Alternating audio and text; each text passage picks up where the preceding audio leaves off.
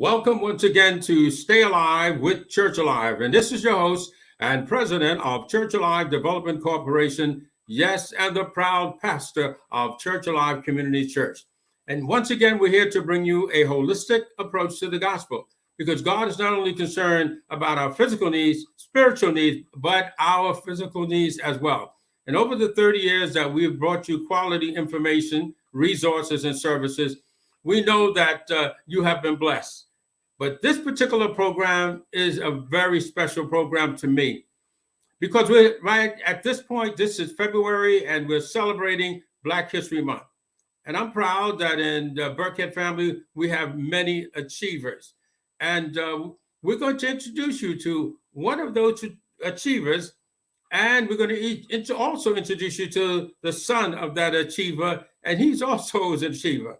And so we're going to look to the person who invented a very special machine. And his son is going to come on and tell us all about it.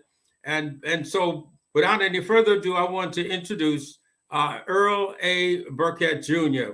Pleasure to be here, Timothy. Well, I'm all excited about your father and what he has done. And the Birkett family has many Black achievers, and I will just run off some. We have a doctor, we have many teachers, musicians, definitely. We even have an actor, performers, inventors, publishers, as you are one. And they all have contributed and made a difference in the life of all of God's people. But today, we're singling out one particular person, and he's my oldest brother who's passed away. And you are the son of I would say nowadays it would be a very, very important person, because without this person's without this person's invention, we'll be pretty struggling right now. And so I would like to introduce to all of you once again, Earl A. Birkett Jr., and he's going to tell us about his father, Earl Birkett, the inventor. Go right ahead. It's a pleasure and an honor to be with you, Timothy. You are a person of great esteem in our family, as you know. I am the son of, as you say, Earl Birkett. He was my father, and I consider him to be a great man. Truly a Renaissance man for his time. He was gifted in so many ways and made a major contribution to his industry, the pen industry and the automated machine industry. His background is quite fascinating. As you know, Timothy, he is the child of immigrants from Barbados, came to this country around World War I and settled in Harlem. My father's parents were from, as I say, Barbados. And his grandfather, his father, was a landlord in Harlem. He was also a missionary for a church called the Brethren. My grandmother, his mother, was a seamstress. They produced a family of 12 children, 9 boys and 3 girls. My father would often talk about his family and how proud he was to have come from that background and that heritage. My father grew up in Harlem in an era called the Harlem Renaissance. It was an era of great cultural, shall I say, brilliance. Some of the great literature and music sprang from the Harlem Renaissance of the 1920s and 30s. And my father soaked it all up. He met people like Duke Ellington and Count Basie, 2 of his idols. One of his teachers in school, I later found out, was Countee Cullen, the great poet. Many of his friends in Harlem grew up to be esteemed individuals in their own right, such as Percy Sutton, the mayoral candidate, the lawyer for Malcolm X, and the owner of Inner City Broadcasting Corporation, which owned WBLS. My father loved to dabble with his hands when he was growing up. He would make model airplanes. He was known to be a sharp dresser in school. Right. And he was a DJ with my other uncle, late Uncle Roy. I found out they were DJs. My father was also a physical person. He was a boxer, amateur boxer. I believe it was the Golden Gloves. And he was a real man about town, as they say. He, as I said, loved to use his hands. And at an early age, he was apprenticed to be a tool and die maker. And that was his profession by trade. He later self-studied to become a mechanical engineer. But he started out as a machinist for several companies in New York area. And it was at one of these companies that he developed his first invention. It was a process for putting grooves in 45 LP albums. It was a revolutionary process, one for which he should have gotten a patent on, but unfortunately did not. And it turned out that the employer who he had given this invention to had appropriated the idea for himself. And so he was not compensated appropriately for that. But he learned his lesson, because in his next invention, he made sure to get a patent for it. It was an interesting story of how that all began. It was in the mid-50s, around 1955, and he was working for an employer. At this time, he had a wife, my mother, Queenie, and a small child, my sister, older sister, Orlando, and they lived in a small apartment in Brooklyn. And one day he decided that for whatever reason, he couldn't come into work. And his employer said that if you don't come into work that day, you don't come in at all. So he didn't come into work. And so he was let go. He was fired. So what does a man with a young wife and child do for a living after that? Well, he can go and find another job, or his decision was to do something bold and daring. On his kitchen table, he produced an idea that he had been thinking about, a device for the pen industry. In those days, to give you a little bit of background, the ballpoint pen was a new invention. Most people had been writing with quill pens before the invention of the ballpoint pen. There was no real way to manufacture them at that time. The only way you could do it was to sit at a table and assemble each pen by hand. And it was a long, expensive, and drawn out process. He decided he could do better by inventing a machine that will automatically assemble the pen with one person at the table to turn the machine on and off and to make corrections. And he could perform for the work of one person per hour or per minute to put a pen through. This machine would produce one pen per, say, 200 pens per minute. So you could see where that would be the cost savings for the pen industry. He put together a prototype machine and showed it to a pen manufacturer that he knew. And he made an interesting proposition for this manufacturer. He said to them, I'm going to give you my machine for 1 week, and I'm going to let you use the machine. At the end of the week, if you decide that you want to keep this machine, you're going to pay me $2,000. At the end of the week, he went back to speak with the pen manufacturer, and that manufacturer gave him $2,000. And that was the start of his own company, Birkett Laboratories, which he started from his kitchen table. And it was, as it turned out, he was one of the first Black men to own his own manufacturing company in the new industry of automated machinery, which was a brand new industry at that time.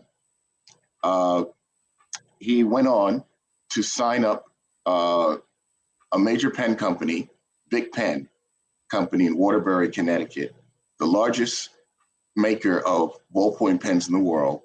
And for the next 20 years, possibly maybe even 30 years, he supplied a series of improved automated pen assembly machines to Big Pen. And we're gonna show some pictures up here now while you're talking of exactly you're getting into the, that's him as a person, and then we have the machine that revolutionized all of pens and the process of what you call assembling the pens. Yeah, the pen assembly machine. It went through several improvements over the years from its original version. And Big Pen had used this machine for, that's him around 1960, which is when he started to supply this machine to Big Pen. It helped to make Big Pen the largest and most profitable pen manufacturer in the world. And it was all largely as a result of this machine, which he held several patents for. His revolutionary process, if you look, I would say in the middle level, that's the hoppers. And that's where each component of the pen was assembled. It would fall down into the sort of a round belt, which would then assemble the machine, and then it would fall out in that tray at the bottom to be collected by the operator. It would make thousands of Big Pens in an hour at one point. It would help to make Birkett Laboratories one of the largest pen manufacturing companies in the world in the 1960s, as well as make my father one of the more renowned individuals in the industry. His name is still revered in the automated machine and pen manufacturing industry to this day. And you may be interested in knowing that Big Pen still uses his machines as we speak. Fantastic. The Big Pen that you see when you go to the store was most likely produced on that machine that you see before you, or a version of it. My father has been honored for his achievement in this field. He was given the Carter Wallace Award in 1973 for Businessman and Inventor of the Year. He was invited to speak at Cornell University to business school and engineering students. And he was also featured in Black Enterprise magazine around this time. My father's had many more achievements besides the achievements he gave to the pen industry. Well, we're going to get to some of those because I see where we're going to have a sequel to this program. But you have been a sensation. You have done something very unique and special. And we're going to turn to your magazine. And your magazine has really took off. It's different. It's unusual. Matter of fact, I had to learn the name of it. I think it's BAVUAL. Am I correct? That's correct. BAVUAL magazines. Okay, we're going to bring you full center on the screen, and I want you to tell us a little bit about BAVUAL magazines. It would be my pleasure. BAVUAL, the African Heritage Magazine, which is its subtitle, is a quarterly magazine that I began last year, early last year. Its first issue was winter of 2022. This is the most recent issue that has just come out. Curiously enough, BAVUAL was actually, in a sense, my father's idea. And it sprouted 50 years ago. When I was 13 years old, my father wanted me to write a book about famous people in Black history. And he encouraged me to do the research on it. And I never did write that book. But I had always had an interest in publishing my own newspaper or magazine ever since I was 8 years old, to be perfectly honest about it. It's a long story there, but I won't get into that right now. But I let the idea ruminate in my mind for the better part of 50 years until 2021, when I decided, for various circumstances, which I'll go into later, that it was my time to realize my dream of becoming the publisher of a magazine. So I thought about what type of magazine I wanted to produce and how I wanted to do it. And it came to me that I would like to publish a magazine bearing on Black heritage, African heritage. Why did I do this? Well, for a variety of reasons. Most of you realize that we live in a time where interest in Black history and what Black people are going through in the United States and the rest of the world is of great importance and great interest. We all know what is going on with the issues that we confront in this country regarding what's still with us, which is racism. It hasn't gone away in America. And there is a great amount of misinformation and disinformation regarding the subject of race in the United States. Sadly enough, we have not progressed enough as a people to get beyond the subject of race. There has been a great deal of controversy in wanting to even teach Black history in certain sections of the United States, particularly in states like Florida, where they banned the teaching of Black history to a large extent in the public school systems. This is not the only. You're talking a little bit about the challenges now and actually publishing this magazine, right? Yes, exactly. Instances like banning the teaching of critical race theory, which is not taught in any school in the United States. That's a law school level course. But it has become a political football, and I won't mention the reasons why at this point. But I thought I wanted to publish a magazine that would dispel all of the false notions and the disinformation that people are receiving about the past. I wanted to create a magazine that would tell people what the real history of Afrocentric people, what it is and how it began, and what is not only the past of Black people, but also how it shapes the world as it is currently. How did we get to a situation like Tyree Nichol or some of the other instances where there's a lot of antagonism and animosity directed toward the Black community? BAVUAL was created to analyze history and how it relates to our present, so that you'll get a clearer understanding of your world and where you live today by reading BAVUAL. The magazine I decided was going to be produced 4 times a year, seasonally, winter, spring, summer, and fall. And it would entail articles that would be of a comprehensive nature, where you would be able to get thought-provoking feature articles, as well as, because we are in a visual era, photographs and illustrations that would enhance the articles that you would be reading. The articles are comprehensive. They go back in time to people such as our first issue, we featured Mali's King Mansa Musa, who was at one time the richest man in the world. We have had covers where we have explored living while Black in the United States. We have explored women and their contributions to this country and the world.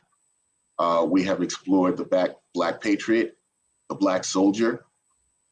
We have had a cover on Black students and their interest in going to college. And we have, in our recent issue, covered Black Hollywood. This is the second of a two-part story, which we've covered 100 years of Blacks in Hollywood. And as well as another article in there, The Sword and the Shield, where we explore the meaning of Malcolm X and Martin Luther King. We try to be as eclectic as possible, meaning we would like to have stories that would be of interest to everyone who would want to read it. We cover politics, sports, you name it. All right. You know, you made a good picture that we can really understand what the magazine's all about. Yes. Now, what about the advertising in the magazine? Is there opportunities to do that? Yes, there is. The magazine is very new, and we're trying to build our audience right now and to appeal to a nationwide audience. It is a national magazine, and there are opportunities to advertise in BAVUAL, and we are offering full-page ads in BAVUAL. Because we're a new publication and we're trying to build our circulation, most of our ads so far have been public service ads from places like the Ad Council. And they're sprinkled throughout the magazine. I try to feature advertising that will not only display the services of the advertiser to our audience, but also be in sync with the message and the mission that we want to present with our magazine. We want the ads to be uplifting and to be relevant and to make a difference in people's lives. We don't just want to run ads just for the sake of running them. There are certain ads that we will not accept that we feel will not be deemed in the best interest of the community that we want to highlight. Now, what about stories, selected stories that are made available to you? Yes, BAVUAL is not a one-man effort. I have a staff of 8 very talented, brilliant people who are helping me to produce the magazine. And they are represented from all corners of the earth. I have an editor, an executive editor of the magazine who is from Tennessee. He is white, so I have a diverse staff. The designer of the magazine, who started to design the magazine, was a lady from West Virginia, of all places, and she designed our first 3 issues. And they're great. I have been many people who have seen the magazine has called it one of the most beautiful magazines they've ever seen. I have had people all over the world. Our chief illustrator is from India, and our writers are from places as diverse as Florida, Iowa, and Massachusetts. Mm-hmm. And we have 2 PhDs on the staff who advise us on articles that are selected. They've even written articles for the magazine. And we have articles in the magazine that will cover every gamut that you could possibly think of. We cover music, we cover art, we cover sports, politics, economics, business, healthcare, every aspect that will affect the Black community. Well, you know, as a bishop and an overseer of churches, we like to see something in their own religion. The Black church in this country has played a tremendous part, and sometimes people overlook it. And the achievements are there, and the leadership there when all of the leaders fall apart. Like I tell the politicians in my community, I say, you serve for a term, but I'm pastor and I serve for life. So I'm going to see you now, and I'll probably see you when you go down. But I'm going to be here serving the people. And so their eyes open like, whoa, where'd that come from? I said, yeah. I said, you walking around thinking that you can handle God's people or the people that God has vested into my hands any old way. That don't work. Okay. So we know the Martin Luther Kings, and we knew those who came out of the pulpit and decided to walk and give their lives to make sure that the church was relevant. We have only about 1 minute on that area, and then we're going to take a break and then come back, for some closing words. Okay. Okay. If you love them enough to do this, surely you'll check NHTSA.gov/the right seat to make sure they're in the right car seat. Okay, we got about a minute. I want you to, give a closing statement to the audience. Thank you, Timothy. Yes, I wanted to emphasize that BAVUAL, which incidentally is a Swahili word meaning power, force, and strength. It's on a mission, and it's on a mission to educate. It's on a mission to edify, as well as hopefully at some point to entertain. It is a descendant of magazines like Ebony and Jet, and also magazines such as Life and Look magazines, as well as current magazines like The Atlantic. Our mission is pretty bold. We want to change how people look at each other in this world.